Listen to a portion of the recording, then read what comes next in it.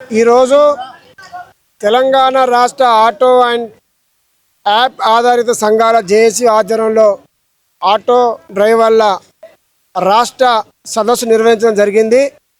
ఈ సదస్సు ద్వారా ఈ రాష్ట్ర ప్రభుత్వాన్ని జేఏసీ నాయకులుగా డిమాండ్ చేస్తున్నాం.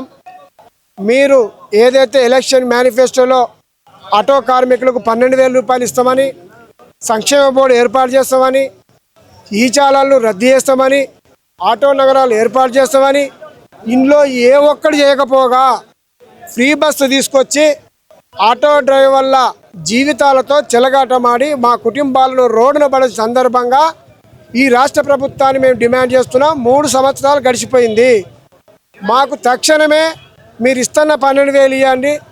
నిత్యావసర ధరల సరుకులు, డీజిల్, పెట్రోల్, గ్యాస్ రేట్లు పెరిగినాయి.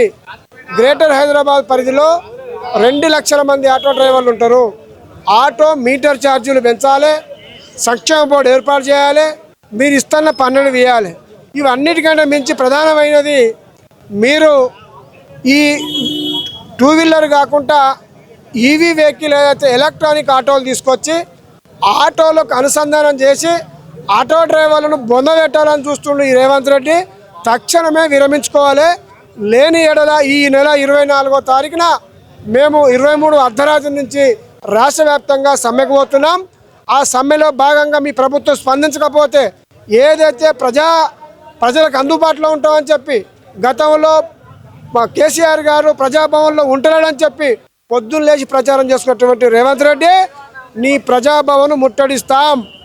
మేము 24వ తారీఖు ఈ రాష్ట్రంలో ఉన్నటువంటి ఆటో కార్మికులందరూ మా సమస్యలు పరిష్కరించకపోతే ఏ ప్రజాభవన్ పేరు చెప్పి నువ్వు ఆ ప్రగతి భవన్ ఉంటలేవో ఆ ప్రగతి భవన్లో మీ డిప్యూటీ సీఎం ఉంటుంది కాబట్టి ఆ ప్రజాభవన్ ముట్టడిస్తామని చెప్పి మేము జేఏసీగా తీర్మానం చేసినాం.